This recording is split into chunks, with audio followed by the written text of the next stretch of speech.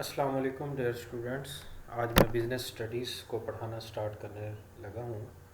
ये level M है और बुक शुएब फ़ात इंटरनेशनल स्कूल की है। पहले तो हम ये देख लेते हैं कि इसके कितने यूनिट्स हैं और हर यूनिट में कौन कौन से चैप्टर्स हैं, और फिर पहला चैप्टर आज मैं स्टार्ट करूँगा। टेबल ऑफ कंटेंट्स पे अगर हम नज़र डालें तो यहाँ आप देख सकते हैं कि पहला यूनिट है मार्केटिंग के ऊपर। ये जितने चैप्टर हैं 6 चैप्टर, ये सारे मार्केटिंग पे। इंट्रोडक्शन टू मार्केटिंग कि जिसको आज हम पढ़ेंगे, फिर marketing research and data presentation है, मार्केटिंग मिक्स है जिसका ज़िक्र आज वाले चैप्टर में हो जाएगा। मार्केटिंग मिक्स क्या होती है, प्रोडक्ट, प्राइस, प्रमोशन, प्लेस, इस सब पे अलग अलग चैप्टर भी हैं और इनका एक ब्रीफ जो इंट्रोडक्शन है वो इस पहले चैप्टर में भी आ ही जाता है। दूसरे यूनिट की अगर बात करें तो उसमें अकाउंटिंग एंड फाइनेंस है। उसके अंदर 2 चैप्टर्स होंगे, बिजनेस अकाउंट्स और business and the sources of finance. In 2 chapters को हम पढ़ेंगे अकाउंटिंग एंड फाइनेंस वाले पोर्शन में। यूनिट 3 की बात करें तो वो है बिजनेस एंड इट्स इन्वायरमेंट। इसमें 3 चैप्टर होंगे, business location, economic and external influence on the businesses. Last chapter होगा influence of government legislation on businesses. तो ये पूरी बुक को 3 यूनिट्स में डिवाइड किया गया और फिर आगे चैप्टर्स में डिवाइड किया गया है। टोटल इसके 11 चैप्टर्स हो गए। आज हम इसका पहला चैप्टर स्टार्ट करने वाले हैं। ये चैप्टर नंबर 1 है, इंट्रोडक्शन टू मार्केटिंग। सबसे पहले देख लेते हैं कि चैप्टर के ऑब्जेक्टिव्स क्या कौन कौन से हैं और क्या है। ऐसा सरसरी से आपको एक्सप्लेन कर देता हूँ। The meaning and role of marketing, यानी मार्केटिंग है क्या और मार्केटिंग का रोल क्या है, इसके क्या बेनिफिट्स हैं। फिर आगे हम पढ़ेंगे marketing strategy and factors that affected. सबसे पहले हम देखेंगे मार्केटिंग स्ट्रेटेजी क्या है और कौन कौन से फैक्टर्स हैं जो उसको अफेक्ट कर रहे हैं उस मार्केटिंग स्ट्रेटेजी को। उसके बाद हम पढ़ेंगे role of marketing plans. Marketing plans क्या हैं, उनका क्या रोल है। उसके बाद the elements of marketing mix, अभी मैंने आपको बताया था मार्केटिंग मिक्स, इस चैप्टर में भी हम पढ़ेंगे और डिटेल में आगे आने वाले चैप्टर्स में भी आ जाएगी उसकी बात। फिर उसके बाद होगा difference between product and market orientation. Product orientation और मार्केट ओरिएंटेशन, इसका डिफरेंस समझेंगे। फिर उसके बाद consumers changing need and buying behaviour, यानी कंज्यूमर की जो नीड है वो भी चेंज होती रहती है, उसके बारे में पढ़ेंगे। बाइंग बिहेवियर, क्योंकि उसकी नीड जब चेंज हुई तो उसका बाइंग बिहेवियर भी चेंज हो जाता है, ठीक है ना। तो इसके बारे में हम पढ़ेंगे। फिर आगे पढ़ेंगे meaning of market share. Market share को समझेंगे। The reason for market competitiveness, यानी मार्केट में कंपटीशन होता क्यों है, इसके पीछे क्या रीज़न्स हैं कि मार्केट में इतना ज़्यादा कंपटीशन हो जाता है, ठीक है। The difference between mass and niche markets, यानी 2 मार्केट्स हैं, एक मैस मार्केट, नीच मार्केट, और भी टाइप्स हैं, वो आगे चैप्टर के अंदर आपको पता लगती जाएगी।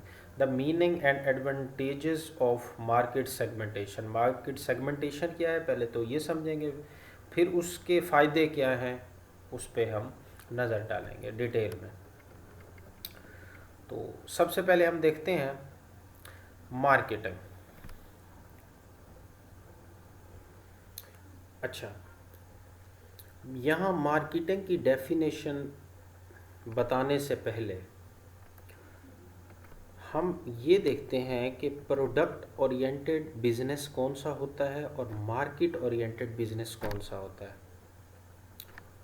देखें, बिजनेस की जो टाइप्स हैं वो हम पिछले लेवल में उसको पढ़ चुके हैं, ठीक है। बिजनेस की 3 टाइप्स हैं, एक सर्विस बिजनेस होता है, एक मैन्युफैक्चरिंग बिजनेस होता है और एक ट्रेडिंग बिजनेस होता है। ये जो 3 टाइप्स हैं इनकी बेस अलग है। ये जो मैं अब आपको बताने लगा हूँ, प्रोडक्ट बिजनेस और प्रोडक्ट ओरिएंटेड बिजनेस और मार्केट ओरिएंटेड बिजनेस, ये एक अलग डिवीजन है। अभी जब मैं आपको समझाना स्टार्ट करूँगा तो आपको इसकी बेस का भी पता चल जाएगा। अगर हम बात करें प्रोडक्ट ओरिएंटेड बिजनेस या प्रोडक्ट लेड बिजनेसेस, ये क्या होते हैं, इसको पढ़ना स्टार्ट करते हैं। Product oriented businesses take into consideration product quality and price prior to searching for markets or creating new ones। यानी प्रोडक्ट ओरिएंटेड बिजनेस ऐसे बिजनेस होते हैं जो प्रोडक्ट की क्वालिटी पे फोकस कर रहे होते हैं और उसकी प्राइस पे, कि प्रोडक्ट में कौन कौन सी फीचर्स होनी चाहिए और प्रोडक्ट की प्राइस क्या होनी चाहिए, इसको फर्स्ट पे रख रहे होते हैं। यानी prior to searching for market and or creating new ones, इससे पहले। बाद में ये देखते हैं कि मार्केट में कस्टमर की डिमांड क्या है, उनका ज़्यादा फोकस उस पर नहीं होता कि कस्टमर क्या चाह रहा है, वो इस पे फोकस कर रहे होते हैं कि हमारे प्रोडक्ट की क्वालिटी और प्राइस क्या होनी चाहिए। ठीक है, अब मैं आपको बताता हूँ मार्केट ओरिएंटेड बिजनेस। जब वो बताऊँगा तो ये प्रोडक्ट ओरिएंटेड बिजनेस और ज़्यादा आपके अजहान में वाज़े हो जाएगा। अब मार्केट ओरिएंटेड बिजनेस कौन सा होता है? Market oriented businesses are more common.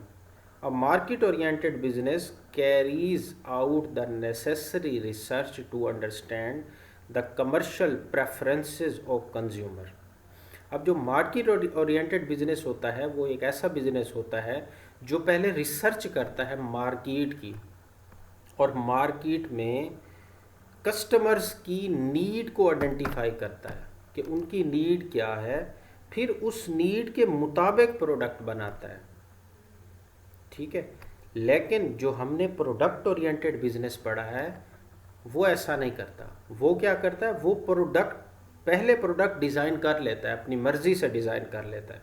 यानी उसने मार्केट की रिसर्च करके कस्टमर की नीड को आइडेंटिफाई नहीं किया, बल्कि खुद से प्रोडक्ट बना लिया, खुद से डिज़ाइन किया है, खुद से प्रोडक्ट बना के और वो फिर मार्केट में डाल दिया और फिर उसकी एडवर्टीज़मेंट की है कि ये हमने प्रोडक्ट बनाया, आप ये परचेज़ करें, इसमें ये फ़ीचर्स हैं, ये फ़ीचर्स हैं, आपको ये फ़ायदा होगा, ये फ़ायदा होगा, वो सब कुछ। वो प्रोडक्ट ओरिएंटेड है। लेकिन मार्केट ओरिएंटेड पहले कस्टमर की नीड आइडेंटिफाई की जा रही है। मार्केट ओरिएंटेड बिजनेस, कॉल आ गई थी मेरी, दोबारा मैं रिपीट करता हूँ। मार्केट ओरिएंटेड जो बिज़नेस है वो क्या है कि वो रिसर्च करेंगे, कस्टमर की नीड को आइडेंटिफाई करेंगे, फिर कस्टमर की नीड के मुताबिक प्रोडक्ट बनाएंगे, उसकी क्वालिटी जो रखेंगे वो कस्टमर की नीड के को आइडेंटिफाई करने के बाद डिसाइड करेंगे इसकी क्वालिटी क्या होगी, इसका प्राइस क्या होना चाहिए, वो कस्टमर की नीड को आइडेंटिफाई करने के बाद। लेकिन प्रोडक्ट ओरिएंटेड बिजनेस में पहले प्रोडक्ट बना दी जाती है और फिर उसकी एडवर्टीज़मेंट की जाती है कि ये इतने का प्रोडक्ट है, आप ख़रीद लें, ठीक है, इसमें ये फ़ायदे हैं वगैरह वगैरह। ठीक, उम्मीद है कि आपको अब समझ आ गई होगी। तो ज़्यादातर अब जो बिजनेसेस हैं ना वो मार्केट ओरिएंटेड बिजनेस है। यानी वो क्या करते हैं, वो रिसर्च करते हैं, सर्वे करते हैं मार्केट का, मार्केट में कस्टमर की नीड को आइडेंटिफाई करते हैं और उसके मुताबिक प्रोडक्ट बनाते हैं। तो अब हम डेफिनेशन पढ़ते हैं मार्केटिंग की। Meaning of marketing. मार्केटिंग क्या है? Marketing is the process that links a business to its customers. Market एक प्रोसेस है जो लिंक करता है बिजनेस को उसके कस्टमर के साथ। कैसे? By identifying their preferences and predicting their possible consumption habit in an attempt to increase profit margin. Marketing एक प्रोसेस है जो बिजनेस को कस्टमर के साथ लिंक करता है। कैसे? कस्टमर की तरजीहात को आइडेंटिफाई करता है, कस्टमर की नीड और वांट को आइडेंटिफाई करता है और उसके हैबिट को, उसके टेस्ट को आइडेंटिफाई करता है और फिर उसके मुताबिक प्रोडक्ट बनाता है ताकि ज़्यादा से ज़्यादा प्रॉफिट कमाया जा सके। ठीक है, तो ये मार्केटिंग की डेफिनेशन। अगर मार्केटिंग की डेफिनेशन आए तो ये आपने करनी है। अच्छा, अब इसके बाद अगर हम बात करें रोल ऑफ मार्केटिंग, कि मार्केटिंग का रोल क्या है, इसके क्या फ़ायदे होंगे, ठीक है ना, मार्केटिंग के। तो अगर हम फ़ायदों की बात करें, the reason behind changes in consumption pattern for a product. Marketing करने से यानी कस्टमर की नीड को आइडेंटिफाई करने से और फिर कस्टमर की नीड के मुताबिक प्रोडक्ट बनाने से क्या फ़ायदा होता है कि हमें ये पता चल जाता है कि कस्टमर की जो कंजम्पशन का पैटर्न है आया सेम है या वो चेंज हो रहा है वक्त के साथ साथ। इस चीज़ का पता चलता है। अगर हम मार्केटिंग ओरिएंटेड बिजनेस नहीं होंगे तो फिर हमें यह पता नहीं चल रहा होगा, क्योंकि मार्केट ओरिएंटेड बिजनेस ही मार्केट में कस्टमर की नीड और आइडेंटिफाई के लिए रिसर्च करता है। ठीक है ना। अगर हम मार्केटिंग को नहीं अपनाएंगे तो फिर हम ये कभी भी आइडेंटिफाई नहीं कर सकते कि कस्टमर क्या चाह रहा है, आया कस्टमर की नीड या वांट चेंज हो गई है या वैसे ही है जैसे कि 10 साल पहले थी। ठीक है। These could be due to, अब वो कह रहा है कि इसकी रीज़न बता रहा है कि जो कस्टमर हैं उनका कंजम्पशन पैटर्न जो चेंज होता है उसकी हमें मालूमात मिलेगी। और फिर आगे वो ये बता रहा है कि ये क्यों चेंज होता है। These could be due to new and more advanced product being promoted by competitor, यानी जो कंपेटिटर्स हैं वो को नए प्रोडक्ट प्रमोट कर रहे होते हैं। ठीक है ना। आपका प्रोडक्ट पुराना है तो जो कस्टमर है वो आपके कंपेटिटर के प्रोडक्ट की तरफ अट्रैक्ट हो रहा है, तो इस वजह से भी कस्टमर की नीड चेंज हो रही होती है। फाइनेंशियल एबिलिटी हो सकता है कि आपने जो कस्टमर टारगेट किया हुआ था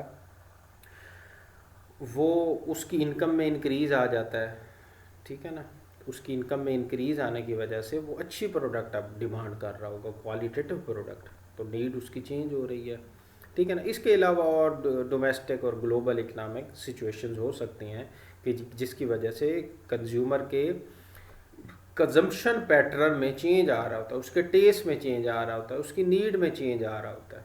ठीक। आगे हम देखते हैं कि क्या रोल है मार्केटिंग का। The importance of trends in consumer habits or preferences, these affect sale and profit and have an impact on the development of the marketing campaign strategy। अच्छा, तो मार्केटिंग हम करते हैं उससे क्या फ़ायदा होता है, हमें इम्पोर्टेंस का पता चलता है। जो कंज्यूमर की हैबिट्स और प्रेफरेंस में जो ट्रेंड उसका ट्रेंड है उसकी इम्पोर्टेंस का पता चलता है। These affect the sale and the profit and have an impact on the development of the marketing campaign strategy. हमें मार्केटिंग कंपेन स्ट्रेटजीज़ पता चलती हैं कि हमें कौन कौन सी मार्केटिंग स्ट्रेटजीज़ को अपनाना चाहिए। ठीक है ना। क्योंकि कस्टमर की नीड और वांट चेंज हो रही है तो उसके मुताबिक हमने भी चेंज होना है। अगर हम कस्टमर की नीड और वांट के मुताबिक चेंज ना हुए तो हम बहुत पीछे रह जाएंगे। जैसे नोकिया पीछे रह गया। नोकिया ने क्या किया, अपने आप को चेंज नहीं किया। सैमसंग ने एंड्रॉयड लॉन्च किया, नोकिया ने वही अपने पुराने मोबाइल यूज़ किए, वो एंड्रॉयड की तरफ नहीं आया।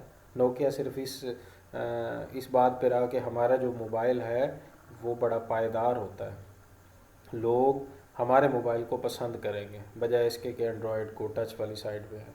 तो लोग जो है, लोगों की नीड चेंज हुई और वो एंड्रॉयड की तरफ शिफ्ट हो गया और नोकिया पीछे रह गया। ठीक है ना। तो ये मार्केटिंग की अहमियत है। अगर मार्केटिंग करके कस्टमर की नीड आइडेंटिफाई, कस्टमर का पैटर्न क्या है, उसकी तरजीहात क्या है, इसको आइडेंटिफाई नहीं करेंगे तो बिजनेस बहुत पीछे रह जाएंगे। जो मार्केटिंग स्ट्रेटजीज़ हैं वो डिपेंड इसी पे कर रही होती हैं कि कस्टमर की नीड क्या है, आया वो चेंज तो नहीं हो गई। ठीक है ना। कैसे हालात हैं, आया कस्टमर की जो नीड है उस पर कौन कौन सी चीज़ें असरअंदाज हो रही हैं वो भी समझनी पड़ती हैं। तो ये सारा जो है ना मार्केटिंग की इम्पोर्टेंस है और उसका रोल है। अच्छा, अब हम देखते हैं the marketing department and its organisation. पहले तो पूरी ऑर्गेनाइजेशन की हायरार्की देख लेते हैं। सबसे ऊपर मैनेजिंग डायरेक्टर होता है। ये जो आपको हायरार्की मैं बता रहा हूँ इसका जिक्र पिछले लेवल में भी हो चुका है, तो इसको दोबारा देख लेते हैं। मैनेजिंग डायरेक्टर, उसके नीचे होता है finance director, HR director, marketing director, production director, यानी हर डिपार्टमेंट का अपना अपना एक डायरेक्टर होता है। ठीक है। ये एक स्टैंडर्डाइज हायरार्की है। ज़रूरी नहीं है कि हर ऑर्गेनाइजेशन में यही यूज़ हो, यही हायरार्की। बाज़ ऑर्गेनाइजेशन में ये मैनेजिंग डायरेक्टर को वो कह रहे होते हैं सीईओ कह रहे होते हैं। फिर उसके नीचे जो है ना डिफरेंट फाइनेंस मैनेजर होता है, एचआर मैनेजर, मार्केटिंग मैनेजर, यानी डायरेक्टर वर्ड नहीं यूज़ कर रहे होते। बाज़ ऑर्गेनाइजेशन में क्या होता है वो प्रेसिडेंट होता है ऊपर ऊपर, फिर हर डिपार्टमेंट का वाइस प्रेसिडेंट, यानी vice president finance, vice president HR, vice president marketing, इस तरह। लेकिन ये जो हायरार्की बनी हुई ये एक जर्नल है, स्टैंडर्डाइज है, लेकिन ज़रूरी नहीं हर ऑर्गेनाइजेशन ये इस तरह ये फॉलो करे। हर ऑर्गेनाइजेशन की अपनी मर्ज़ी होती है, ये कोई मैंडेटरी नहीं है कि वो जो है ना ये रूल, अगर रूल नहीं बना दिया गया कि आपने यही नाम ही फॉलो करना है, नहीं, नाम उस अपनी मर्ज़ी से रख लेते हैं वो, ठीक है। अच्छा, अब हम अगर बात करें मार्केटिंग डायरेक्टर की, मार्केटिंग हम क्योंकि मार्केटिंग पढ़ रहे हैं, मार्केटिंग डायरेक्टर के नीचे कितने लोग होते हैं? एक होता है रिसर्च एंड डेवलपमेंट मैनेजर, एक होता है सेल मैनेजर, एक होता है प्रमोशन मैनेजर और एक होता है डिस्ट्रीब्यूशन मैनेजर। अब देखते हैं कि ये क्या क्या काम करते हैं, इनको भी देख लेते हैं। जो सेल डिपार्टमेंट है, सेल मैनेजर है, यानी इस डिपार्टमेंट का एक मैनेजर होगा। पहले एक डिवीजन है, ये फाइनेंस भी अलग डिपार्टमेंट, एचआर अलग डिपार्टमेंट, या सेक्टर होते हैं या डिपार्टमेंट होते हैं। जैसे मार्केटिंग एक सेक्टर है या डिपार्टमेंट है, फिर उसके अंडर फिर एक सब सेक्टर या सब डिपार्टमेंट होते हैं, ठीक है ना। तो अब हम शुरू करने लगे हैं सेल डिपार्टमेंट से। सेल जो मैनेजर होता है या सेल डिपार्टमेंट होता है उसका क्या काम होता है? उसका काम होता है the sale department is responsible for approaching potential clients. Sale department का काम होता है कि वो पोटेंशियल क्लाइंट्स यानी पोटेंशियल कस्टमर को, क्लाइंट्स को अप्रोच करे, पोटेंशियल कस्टमर तक चीज़ें पहुंचाए ताकि वो उसे ख़रीदें। अब यहाँ पोटेंशियल क्यों लिखा गया है? इस बात पे अगर गौर किया जाए तो क्लाइंट दो किस्म के होते हैं, एक सिंपल क्लाइंट और एक पोटेंशियल होता है। पोटेंशियल क्लाइंट या कस्टमर वो होता है जो एबिलिटी भी रखता है कि कोई चीज़ परचेज़ कर सके, सिर्फ ख्वाहिश नहीं रखता। अब मैं आपको एक मिसाल देता हूँ। मिसाल के तौर पे मेरी अभी ख्वाहिश है कि मैं V8 परचेज़ करूँ। आया मेरे पास इतने पैसे हैं कि मैं V8 परचेज़ कर सकता हूँ? अगर हैं तो मैं पोटेंशियल कस्टमर हूँ V8 का, अगर नहीं तो फिर मैं पोटेंशियल कस्टमर नहीं हूँ, क्योंकि वो मैं परचेज़ नहीं कर सकता, ठीक है। तो ये बात थी पोटेंशियल की। अपनी बात की तरफ वापस आते हैं। सेल डिपार्टमेंट की हम बात करें। सेल डिपार्टमेंट का काम होता है कि वो पोटेंशियल क्लाइंट्स कस्टमर तक अप्रोच करें, distributing the product in different regions and selling goods and services, यानी जो प्रोडक्ट्स उसकी कंपनी ने बनाए हैं वो उन्हें सेल आउट करे, उन्हें कस्टमर तक, अल्टीमेट फाइनल कस्टमर तक पहुंचाए, ये उसकी ज़िम्मेदारी है। A sale department can include an export division. Sale department के काम में एक्सपोर्ट डिवीजन भी आ जाता है। एक्सपोर्ट क्या होता है कि जो हम प्रोडक्ट्स बना के कंट्री से बाहर भेजते हैं, ये भी सेल डिपार्टमेंट के अंडर आता है। सेल डिपार्टमेंट और सेल्स, इनकी डिस्कशन अगले आने वाले चैप्टर्स में आएगी। यहाँ तो एक ब्रीफ इंट्रोडक्शन है, क्योंकि इस चैप्टर का नाम ही इंट्रोडक्शन टू मार्केटिंग है ना। तो इसमें जितनी भी टर्म्स आप देख रहे होंगे वो उनका ब्रीफ इंट्रोडक्शन होगा, उनकी डिटेल आगे आने वाले चैप्टर्स में आएगी। Research and development, R&D, R&D भी बोलते हैं, रिसर्च एंड डेवलपमेंट, ज़्यादातर R&D यूज़ होता है। This department is responsible for identifying prevailing consumer preferences which are documented and analyse in order to develop the idea and product to accommodate consumer preferences. देखें, research and development जो department है इसका काम ये होता है कि कस्टमर की नीड, कस्टमर की तरजीहात, उसकी प्रेफरेंसेस को, उसकी वांट को आइडेंटिफाई करे और फिर प्रोडक्ट जो बना रहे हैं उस कस्टमर की, पोटेंशियल कस्टमर की नीड और वांट के मुताबिक, उसकी टेस्ट के मुताबिक, उसकी प्रेफरेंस के मुताबिक बनाया जाए। ये R&D का काम होता है। यानी इसके अगर इसका काम हम दो हिस्सों में तकसीम करें तो क्या होगा कि एक तरफ ये कस्टमर की नीड को आइडेंटिफाई करेंगे, दूसरा उसकी नीड के मुताबिक, उसकी वांट के मुताबिक, उसके टेस्ट के मुताबिक प्रोडक्ट भी डिज़ाइन करके देंगे कंपनी को, ठीक है ना, कि आप ये प्रोडक्ट बनाओ। फिर इसके बाद बात करें तो प्रमोशन की, ये भी मार्केटिंग डिपार्टमेंट के अंदर आता है, मार्केटिंग रीजन के अंदर, सेक्टर के अंदर आता है। इनका क्या काम होता है? Promotion department designs the strategy and organise all the necessary activities that are required to make the product known to potential customer. यानी ये ऐसी स्ट्रेटजीज़ अपनाते हैं, ऐसे टैक्टिक्स अपनाते हैं कि जिससे पोटेंशियल कस्टमर को इनकी कंपनी के प्रोडक्ट का पता लग जाए। एडवर्टीज़मेंट जो होती है वो डिफरेंट है। एडवर्टीज़मेंट को आप ये कह सकते हो कि वो प्रमोशन का एक पार्ट होती है। यानी आपने पोटेंशियल कस्टमर को ये बताना है कि हमारी ये प्रोडक्ट है, उसके ये फीचर्स हैं, उसकी ये प्राइस है। एडवर्टीज़मेंट उसका एक पार्ट होता है, उसका एक हिस्सा है। ज़रूरी नहीं है कि आप जो है एक इश्तिहार लगा रहे हैं, जैसे यूट्यूब पे आजकल इश्तिहार आए होते हैं, ये एडवर्टीज़मेंट है। लेकिन अगर आप डिस्काउंट वगैरह लगाएंगे तो वो भी जो है ना प्रमोशन में आता है, वो भी प्रमोशन का, एडवर्टीज़मेंट प्रमोशन का एक पार्ट है। और मार्केटिंग और एडवर्टीज़मेंट में भी बड़ा फ़र्क है। लोग एडवर्टीज़मेंट को मार्केटिंग कह रहे होते हैं, मार्केटिंग को एडवर्टीज़मेंट नहीं। मार्केटिंग एक ब्रॉड टर्म है, एडवर्टीज़मेंट उसका एक छोटा सा हिस्सा है, और एडवर्टीज़मेंट प्रमोशन का एक छोटा हिस्सा है, और प्रमोशन मार्केटिंग का एक छोटा सा हिस्सा है। मार्केटिंग इससे बहुत वसी है एडवर्टीज़मेंट से, एडवर्टीज़मेंट तो उसका एक हिस्सा है। ठीक है, तो प्रमोशन यानी कोई ऐसी स्ट्रेटजी अपनाना, इस तरह एडवर्टीज़मेंट करना कि कस्टमर को आपकी प्रोडक्ट का बस पता लग जाए, उसके सबकॉन्शियस में आपकी प्रोडक्ट का नाम खड़ा हो। जब भी वो दूध मांगने जाए ना, वो कहे मिल्क पैक दे दो, हालांकि मिल्क पैक नेस्ले का प्रोडक्ट है। लेकिन आपके जहन में नेस्ले ने वो नाम बनाया है ना अपने प्रोडक्ट का कि आपने ओल पर का भी लेना हो ना दूध, आप उसे मिल्क पैक कहते हो, लेकिन इशारा हो सकता है कि मे बी आप ओल पर की तरफ कर रहे हो, लेकिन कहते आप उसको भी मिल्क पैक हो। इतनी उन्होंने प्रमोशन की है, इतना आपके माइंड में उन्होंने अपना नाम बना लिया।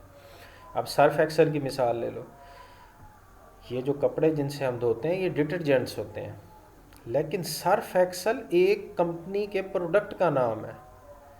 सर्फ एक्स उस कंपनी ने अपने प्रोडक्ट का नाम इस तरह आपके सबकॉन्शियस में डाल दिया, इतनी प्रमोशन की है, इतनी प्रमोशन की है, ऐसे टैक्टिक्स इस्तेमाल किए हैं, स्ट्रेटजीज इस्तेमाल किए हैं कि अब आपको जब भी डिटर्जेंट्स चाहिए हो, चाहे बोनस का चाहिए हो, आप सर्फ जाके कहते हो मुझे सर्फ दे दो। हालांकि सर्फ वो किसी ख़ास कंपनी की प्रोडक्ट का नाम है, लेकिन आप सारों को, सारे डिटर्जेंट्स को सर्फ कह रहे होते हो।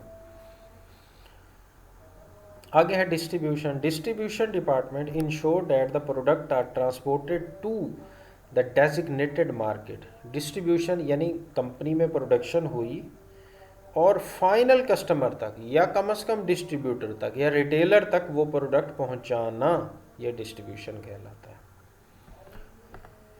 तो इस लर्निंग ऑब्जेक्ट में हमने क्या पढ़ा, लर्निंग पॉइंट में, कि मार्केटिंग डिपार्टमेंट और उसकी ऑर्गेनाइजेशन, पहले तो पूरी ऑर्गेनाइजेशन को हमने देखा, फिर उसमें जो मार्केटिंग है, मार्केटिंग के अंदर कितने सब डिपार्टमेंट होते हैं, या ये अगर इसको सेक्टर मान लो, इसको रीजन मान लो, तो फिर उसके अंदर कितने जो है ना डिपार्टमेंट्स होते हैं, ये हमने देखा।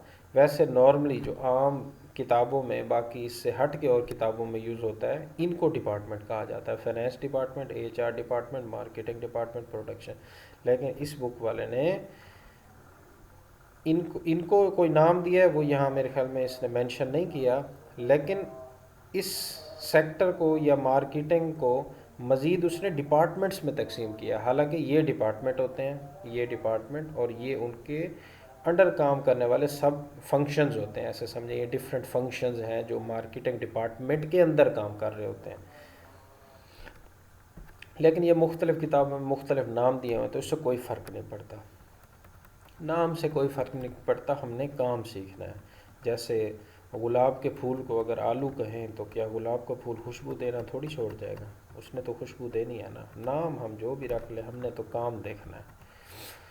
अच्छा, आगे है मार्केटिंग। मार्केटिंग हमने समझ लिया, फिर मार्केटिंग की हायरार्की और उसके फंक्शन मेन क्या होते हैं वो हमने देख लिए। अब हम आ गए मार्केटिंग ऑब्जेक्टिव्स एंड स्ट्रेटजीज़ पे, कि मार्केटिंग के ऑब्जेक्टिव्स कौन से होते हैं और मार्केटिंग स्ट्रेटजीज़ कौन कौन सी होती हैं। ठीक है, ये मैं वर्ड टू वर्ड आपको बताऊंगा, अहम है। Marketing objectives are short term objectives. Marketing objectives short term objectives हैं that are reviewed regularly by marketer, जो मार्केटर्स जिसको रेगुलरली रिव्यू कर रहा होता है। मार्केटर कौन? वही कंपनी वाले, जो उस मार्केटिंग डायरेक्टर होता है वही, और उसकी पूरी team. A successful marketing department enable a business to achieve one or more of the following goals. यानी ये जो नीचे बयान किए गए हैं ये सारे ऑब्जेक्टिव्स हैं मार्केटिंग के, सिर्फ उसके बताने का अंदाज़ है, लैंग्वेज है, ये असल में वो इशारा कर रहा है ये आपके मार्केटिंग ऑब्जेक्टिव्स हैं। कौन कौन से? इंक्रीज और maintain a solid market share in an attempt to overcome competitor, penetrate the market and expand. यानी पहला ऑब्जेक्ट ये है कि market share, solid market share, market के अंदर मार्केट शेयर मेंटेन करना। अब मार्केट शेयर क्या होता है ये एक अलग टॉपिक है, ये इसी चैप्टर में आगे जाके आने वाला है। जब वहाँ जाके आपको मार्केट शेयर का जब पता चल जाएगा ना, तो ये वाला पॉइंट आपको खुद ब खुद समझ आ जाएगा। अभी फ़िलहाल मैं इसको एक्सप्लेन नहीं कर रहा क्योंकि मार्केट शेयर एक अलग टॉपिक है, वो जाके बताऊँगा तो फिर ये आप पढ़ेंगे तो फटाफट आपको समझ आ जाएगा। आगे हम जाते हैं। मार्केटिंग ऑब्जेक्टिव और कौन सा? इम्प्रूव और maintain a positive image of the product और फर्म। यानी कंपनी के जो प्रोडक्ट है उसका पॉजिटिव इमेज कस्टमर के माइंड में क्रिएट करना, ठीक है, ये भी एक ऑब्जेक्टिव है। आगे क्या है? डेवलप न्यू प्रोडक्ट और इम्प्रूव एग्जिस्टिंग वन। या तो नया प्रोडक्ट बनाए या जो एग्जिस्टिंग प्रोडक्ट है उसको इम्प्रूव करना, ये भी मार्केटिंग ऑब्जेक्ट है। क्यों इम्प्रूव करना? In order to enter new market, कि हो सकता है कि आपका मकसद हो कि आप नई मार्केट में एंटर हो रहे हो, पहले आप पंजाब में काम कर रहे थे, अब आप सिंध में भी जाना चाह रहे हो। And avoid unprofitable product. ऐसा क्यों कर रहे हो? नया प्रोडक्ट क्यों बना रहे हो, या पुराने प्रोडक्ट को इम्प्रूव कर क्यों कर रहे हो? पहला मकसद तो मैंने आपको बता दिया, हो सकता है कि आप नई मार्केट में जाना चाह रहे हो। दूसरा मकसद हो सकता है कि आप अनप्रॉफिटेबल जो प्रोडक्ट हैं उससे जान छुड़ाना चाह रहे हो, उसे डिस्कार्ड करना चाह रहे हो। अगला मकसद क्या होता है? Marketing objective increasing sale revenue. जाहिर बात है हर ऑर्गेनाइजेशन की ये ख्वाहिश होती है कि उनकी सेल बढ़े, उनका प्रॉफिट बढ़े। सेल बढ़ेगी तो प्रॉफिट बढ़ेगी। किसी भी बिजनेस की कामयाबी का राज इसमें है कि उसकी सेल कितनी बढ़ रही है, क्योंकि उसकी प्रोडक्ट बिकेंगी तो उसे प्रॉफिट आएगा, ठीक है। तो ये अगर देखें तो नीड एंड वांट, सबसे पहले आइडेंटिफाई नीड एंड वांट, यानी मार्केटिंग ये प्रोसेस भी है और उसके ऑब्जेक्टिव्स की तरफ भी लीड कर रहा है ये diagram. Identify need and want, फिर उसके बाद है क्रिएट अ मार्केट ऑफरिंग, यानी offer a good or service. पहले तो आप आइडेंटिफाई करोगे सर्वे करके कस्टमर चाह क्या रहा है, वो कैसी गुड चाहता है, फिर आप गुड उसके मुताबिक बनाओगे और उसे ऑफ़र करोगे, ठीक है ना। ये दूसरा, offer a good or service, ये मार्केटिंग ऑब्जेक्ट है। फिर उसके बाद benefit consumer and provide the greatest value for money, यानी आप जो प्रोडक्ट ऑफ़र कर रहे हो कस्टमर को, उससे कस्टमर को बेनिफिट भी हो। यानी ये नहीं कि उसने परचेज़ कर लिया है, उसने आपका सर्फ लिया है कपड़े धोने के लिए और उसके कपड़े ही ना धुलें, ऐसा नहीं होना चाहिए। फिर अगर आप एक प्रोडक्ट दे रहे हैं तो फिर क्योंकि उसने पैसे दिए हैं आपको उस प्रोडक्ट के, तो उस प्रोडक्ट का फ़ायदा होना चाहिए कस्टमर को, यानी कस्टमर वैल्यू क्रिएट करनी है। आगे क्या है? Exchange of product for money to make a profit. जब प्रोडक्ट एक्सचेंज किया जाता है, यानी आप प्रोडक्ट देते हैं और आप पैसे ले रहे होते हैं, एक चीज़ दे रहे होते हैं, एक चीज़ ले रहे होते हैं। जब वो पैसे आप लेते हैं तो उस में जितने पैसे ले रहे होते हैं उसके दो हिस्से होते हैं, एक उसका प्रॉफिट होता है, एक उसमें कॉस्ट होती है। मिसाल के तौर पे आपने एक प्रोडक्ट 1 लाख रुपए का बेचा, तो उस 1 लाख में फॉर एग्ज़ाम्पल 80,000 आपकी कॉस्ट थी और 20,000 आपका प्रॉफिट था, ठीक है। तो ये मैंने आपको प्रोसेस समझा दिया। अब बात को आगे बढ़ाते हैं, मार्केटिंग स्ट्रेटेजी। मार्केटिंग ऑब्जेक्टिव्स मैंने बता दिए, अब मार्केटिंग स्ट्रेटेजी। मार्केटिंग स्ट्रेटजी क्या होती है? The marketing strategy outlines how the company intends to achieve its objective. ये जो ऊपर ऑब्जेक्टिव, जिन ऑब्जेक्टिव्स का हमने जिक्र किया, उनको अचीव कैसे करना है, ठीक है ना, उसके लिए मार्केटिंग स्ट्रेटजी बनाई जाती है। मिसाल के तौर पे मैंने यहाँ से, जहाँ मैं बैठा हूँ, यहाँ से मैंने मुल्तान पहुँचना है, ठीक है, ये मेरा ऑब्जेक्टिव है कि मैंने मुल्तान पहुँचना है। स्ट्रेटजी मेरी क्या होगी कि मैं किस रास्ते से जाऊँ, साहिवाल वाले रास्ते से जाऊँ, जहंग वाले रास्ते से जाऊँ, आया मैं मोटरवे को यूज़ करूँ, मैं गाड़ी कौन सी यूज़ करूँ, अपनी गाड़ी पे जाऊँ या पब्लिक ट्रांसपोर्ट पे जाऊँ, पब्लिक ट्रांसपोर्ट पे जाऊँ तो कौन सी सर्विस को यूज़ करूँ, डाइवो पे जाऊँ, फैसल मूवर, बिलाल ट्रैवल, क्या यूज़ करूँ, ये स्ट्रेटजी। यानी एक्शन प्लान क्या है आपका। एक ऑब्जेक्टिव होता है, ऑब्जेक्टिव हमारा क्या है, ये वाला, ये सारे ऑब्जेक्टिव्स हैं हमारे। ज़रूरी नहीं हर कंपनी के यही ऑब्जेक्टिव हो सारे, ये तो मिसाल के तौर पे उन्होंने बताए हैं कि ये मेन ये ऑब्जेक्टिव्स होते हैं। अब हर ऑर्गेनाइजेशन के इससे वेरी भी कर सकते हैं ऑब्जेक्टिव, और इनमें से सारे नहीं, कुछ भी हो सकते हैं या इससे ज़्यादा भी हो सकते हैं। ये तो सैंपल के तौर पे बताएं। अब इन ऑब्जेक्टिव को अचीव कैसे करना है, उसके लिए हमें एक स्ट्रेटजी बनानी पड़ती है, मार्केटिंग स्ट्रेटजी, ताकि ये जो ऑब्जेक्टिव्स होंगे वो अचीव हो सकें। अब हम देखते हैं कि वो स्ट्रेटजीज कौन कौन सी होती हैं। मोस्ट कॉमन मार्केटिंग स्ट्रेटजी वो बता रहे हैं। हो सकता है कि किसी ऑर्गेनाइजेशन में कोई ऐसी स्ट्रेटजी हो जो किताबों में जिक्र नहीं की गई, इसलिए उसने वर्ड यूज़ किया मोस्ट कॉमन मार्केटिंग स्ट्रेटजी, यानी कॉमनली ये यूज़ होती हैं। लेकिन कुछ ऐसी भी होती होंगी जो किताबों में नहीं है, लेकिन कोई ऑर्गेनाइजेशन उसको, उस स्ट्रेटजी को यूज़ करती होगी अपने ऑब्जेक्टिव को अचीव करने के लिए, लेकिन वो लीगल हो। शर्त ये है, यानी लीगली तरीके से आपने अपने ऑब्जेक्टिव जो है ना अचीव करना है, इलीगल काम तो नहीं करना ना। तो अब हम देखते हैं कि वो कौन कौन सी कॉमन मार्केटिंग स्ट्रेटजीज हैं जिसके थ्रू कोई भी ऑर्गेनाइजेशन अपने ऑब्जेक्टिव्स को अचीव कर लेती है। पहला है अडॉप्ट अ नीच मार्केटिंग स्ट्रेटजी। हो सकता है कि कोई ऑर्गेनाइजेशन एक नीच मार्केटिंग स्ट्रेटजी अडॉप्ट करे। क्यों? When the product is differentiated, यानी उसका कोई ऑब्जेक्ट है क्या कि प्रोडक्ट डिफरेंशिएट हो and targets only a limited number of customer. अब मैं ये आपको समझाता हूँ। दर हकीकत पहले मैं आपको नीच मार्केटिंग समझाता हूँ ये क्या होती है। नीच मार्केटिंग ऐसी मार्केटिंग स्ट्रेटजी होती है कि जिसमें आपने पूरी मार्केट को ना हिस्सों में तकसीम किया होता है। मिसाल के तौर पे ये पाकिस्तान है ना, पाकिस्तान को डिफरेंट प्रोविंसेस में तकसीम कर दो आप, ये मार्केट सेगमेंटेशन कर रहे हो। इस चैप्टर का लास्ट टॉपिक भी यही है, मार्केट सेगमेंटेशन। आपने हिस्सों में तकसीम कर दिया। अब आप सिर्फ एक ऐसा प्रोडक्ट बना रहे हो जो सिर्फ पंजाबियों के लिए है, या आप ऐसा प्रोडक्ट बना रहे हो जो पंजाब को भी मज़ीद आप तकसीम करके सराइकियों के लिए, मिसाल के तौर पे, या आप एक ऐसा प्रोडक्ट बना रहे हो जो सिर्फ बच्चों के लिए है, बड़े नहीं यूज़ कर सकते। यानी आप एक लिमिटेड नंबर ऑफ कस्टमर के लिए कोई प्रोडक्ट बना रहे हो, सबके लिए नहीं है वो, ठीक है, सब नहीं उसे यूज़ कर सकते। यानी ख़ास, या कोई मिसाल के तौर पे कोई आप हथियार बना रहे हो तो वो आर्मी के लोग सिर्फ यूज़ करेंगे और कोई भी उसका पोटेंशियल कस्टमर नहीं होगा। ये होती है नीच मार्केटिंग स्ट्रेटजी, यानी प्रोडक्ट डिफरेंट प्रोडक्ट है।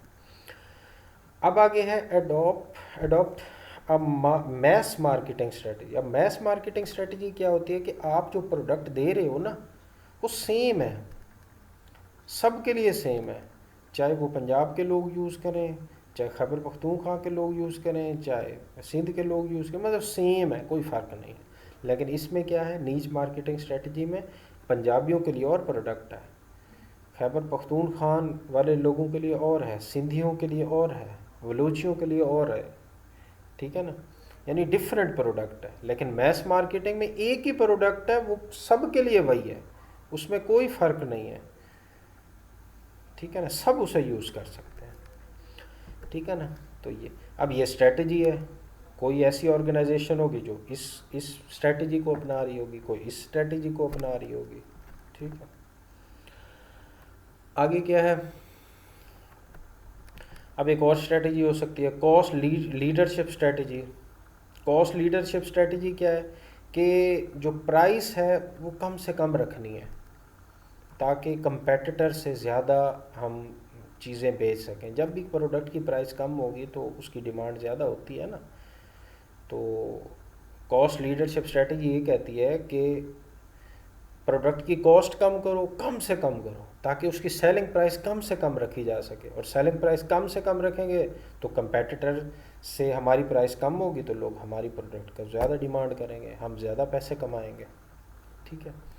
एक और स्ट्रेटजी भी हो सकती है, expand sales of existing product by getting existing and potential customer to buy more or sell the product in new market। यानी एक ये है कि आप सेल बढ़ाना चाहते हो, दो तरीके हैं। आया एग्जिस्टिंग प्रोडक्ट, जो आपका एग्जिस्टिंग प्रोडक्ट है उसकी डिमांड ज़्यादा करवा के जो आपका एग्जिस्टिंग प्रोडक्ट है उसकी डिमांड बढ़ जाए, आप ये चाहते हो। या ऐसा भी हो सकता है कि आप सेल बढ़ाना चाहते हो जो नई मार्केट में जाके। मैं इसको एक मिसाल के ज़रिए समझाता हूँ, आपको समझ आ जाएगी। मिसाल के तौर पे आपकी प्रोडक्ट है पंजाब में आप बेच रहे हो, ठीक है ना, प्रोविंस पंजाब में। आप सेल बढ़ाना चाहते हो, पंजाब के जो लोग हैं ना वो 1 लाख यूनिट डिमांड कर रहे हैं। आपकी 1 लाख यूनिट की डिमांड है पंजाब के अंदर, आप 2 लाख करना चाहते हो। पंजाब के अंदर ही आप जो है ना 2 लाख करना चाहते हो, यानी नए कस्टमर बनाओगे पंजाब के अंदर ही। इसलिए उसने कहा expand sale of existing product by getting existing and potential customer to buy more.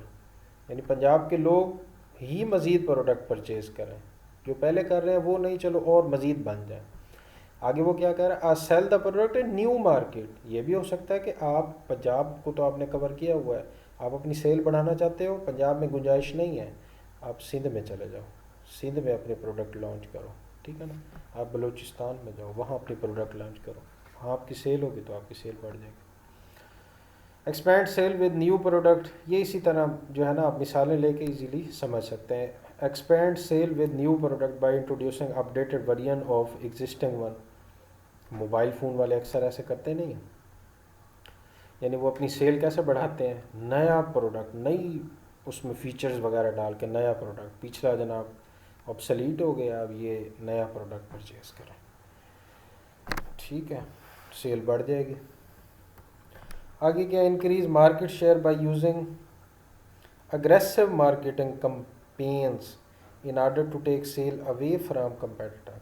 यानी अब मार्केट शेयर बढ़ा, अब मार्केट शेयर, फिर यहाँ पे मार्केट शेयर का जिक्र आ गया। मार्केट शेयर इस चैप्टर का आगे आने वाला टॉपिक है, वो समझ आएगा तो ये पॉइंट दोबारा जब आप पढ़ोगे तो आपको क्लियर हो जाएगा।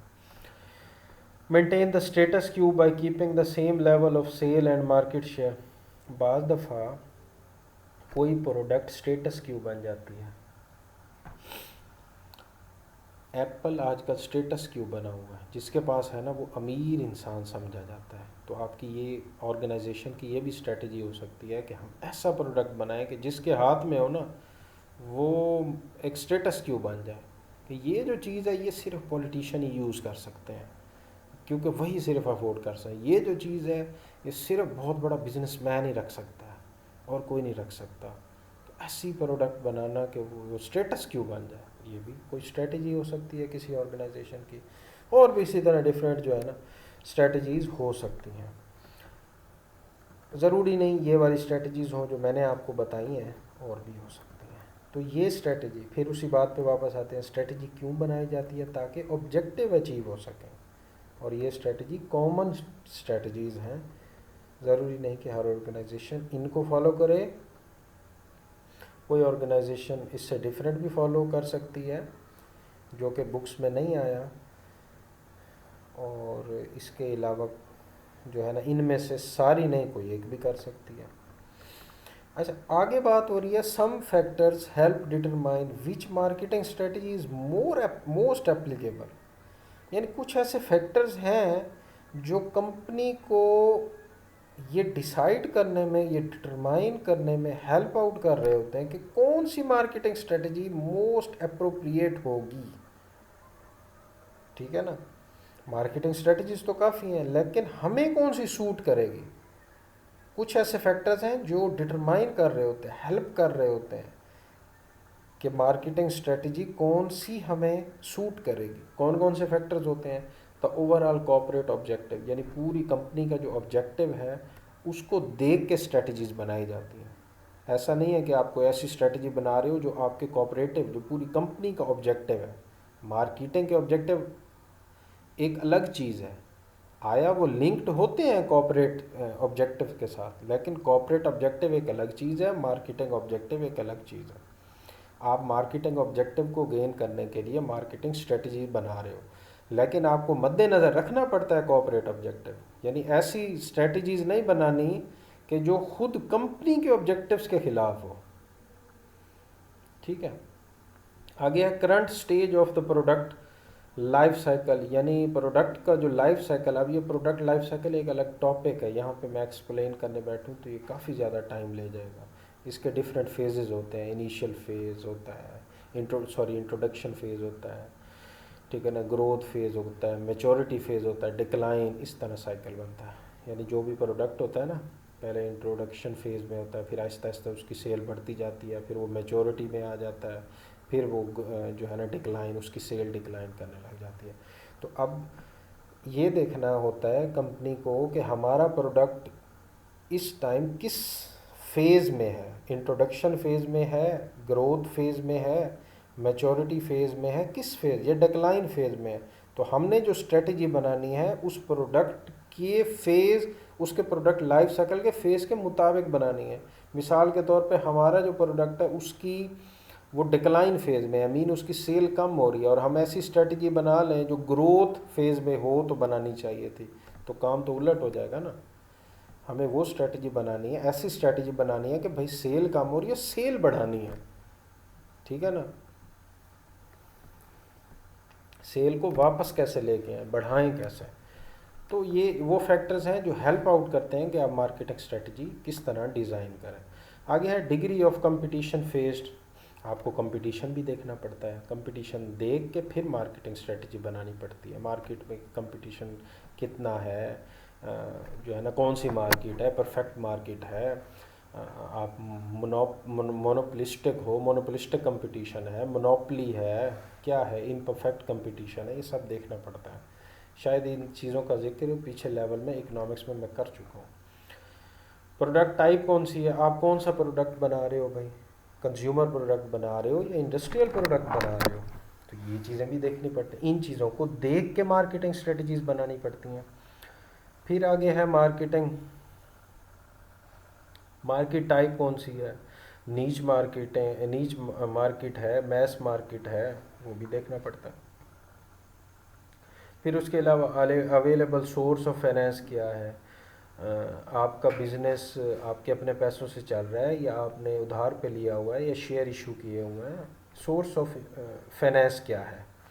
तो ये सारी चीज़ें जो हैं इनको देखते हुए मार्केटिंग स्ट्रेटजी बनाई जाती है ताकि मार्केटिंग ऑब्जेक्टिव्स को अचीव किया जा सके। या आप इनको फैक्टर्स भी कह सकते हैं कि ये फैक्टर्स हैं जो अफेक्ट करते हैं या जो डिटरमाइन करते हैं या जो हेल्प करते हैं एक मार्केटर की कि वो मार्केटिंग स्ट्रेटजी बनाए और वो मार्केटिंग स्ट्रेटजी उसके मार्केटिंग ऑब्जेक्टिव्स को अचीव करने में हेल्पफुल साबित होगी। अब हम बात करते हैं मार्केटिंग प्लान की।